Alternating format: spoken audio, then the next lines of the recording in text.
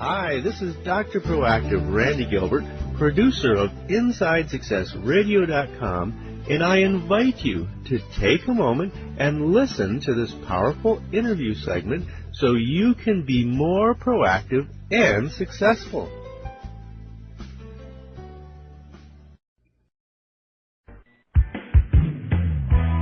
Let's return to the path to triumph with the Inside Success Show. And welcome back to the Inside Success Show. This is Randy Gilbert, and I'm back with Harrison Monarch and Lorena Case, authors of The Confident Speaker. And Lorena, I'd like to start with you this time, if I could. Sure. But what are some of the common myths and misconceptions about public speaking anxiety? I'm so glad you asked that question because this is one of the things that really maintains public speaking anxiety. There's so many myths out there, and we cover a lot of them in The Confident Speaker. I'll give you a couple now. One is that if you are anxious, you will not perform well. In reality, we actually need anxiety to perform well. We just need the right level of anxiety. What happens is people start getting a little bit nervous. They feel their heart beating quickly, and they think, oh, no, I'm anxious. I'm not going to do a good job. When we found in research that, in fact, when people are a bit anxious, they do a fine job. In fact, they do a great job. They come across as motivated and energetic, and audiences consistently rate speakers better than the speakers rate themselves. And this happens because when a speaker's nervous, they feel that anxiety and they make that assumption that that means they're not coming across well. And we know that that's simply not true. The audience thinks that they're coming across just fine. Now, the exception, of course, is if you have an overwhelming level of anxiety, because that might make you avoid the speaking engagement altogether or stand there frozen in fear and not do anything. So that's why we do need to bring it down to an optimal level of anxiety. But the myth is that you won't perform well if you are anxious. It's almost like if you're hot or you're cold, you're going to be okay. But don't be lukewarm. Yeah, exactly. That's exactly the analogy. Very good, yeah. Well, Harrison, what do you think really does make people nervous as speakers? Is there something special? Well, there are a number of things that it really depends on the person, and I think on their own image certainly has a lot to do with it, perhaps an unrealistic self-image.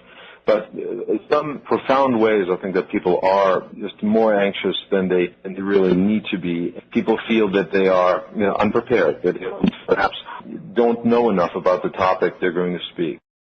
Notice people want to throw so much information at an audience. They want to give so much detail and so much just to show they know what they're talking about, and they're afraid that they're not getting it all across. And it's really... the reason for this is a lack of a clear objective. So people really overwhelm an audience with too much detail, perhaps the wrong amount of details. That's one. And then not really knowing the audience well enough. And when I say that, I mean, of course, you can go into a speaking situation and not know the audience at all. In order to connect with the audience, you have to know them. You have to know their background. You have to know why they're there. You have to know who makes up the audience and where the key decision makers are and what do they hope to get out of it. So when you don't really know an audience, you're speaking sort of, it's like meeting someone, a stranger, and trying to have an intimate conversation when you don't really know who you're speaking to. So I'd say those are two keys. Very good. That make people nervous. Yeah, thank you very much. And that makes it really clear that there are ways of overcoming those things. Lorena, in looking at what the top situations that might bring public speaking anxiety to the surface, what would you say they are?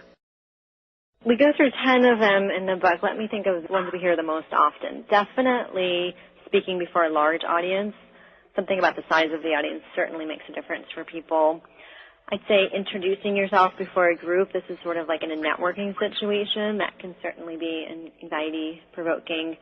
And also speaking up at meetings. This is the kind of situation where you don't know when it's your turn to speak and you have to get yourself to say something and you miss the opportunity. So I'd say that speaking in front of a large audience, introductions before a group, and speaking up at meetings are three of the top ones. Yeah, and those are the kinds of things that you can, again, actually create sort of a strategy for overcoming those, right? Absolutely. Like if you're not sure of when you're going to speak, what would you say would be a good strategy for that? One of the problems that people do is they'll sit there and they'll mentally rehearse what they're going to say in their head, and this is really, really common. And this is actually shown to be what we call an overcompensating behavior that actually backfires and increases anxiety. So what you need to do is keep yourself present in the moment. You want to get out of your head and get into the situation, and naturally you'll be able to contribute. You don't want to sit there over-planning what you're going to say, because then it's going to sound artificial and it won't flow with the topic at hand. Hi, this is Dr. Proactive, Randy Gilbert. Thank you for listening to InsideSuccessRadio.com.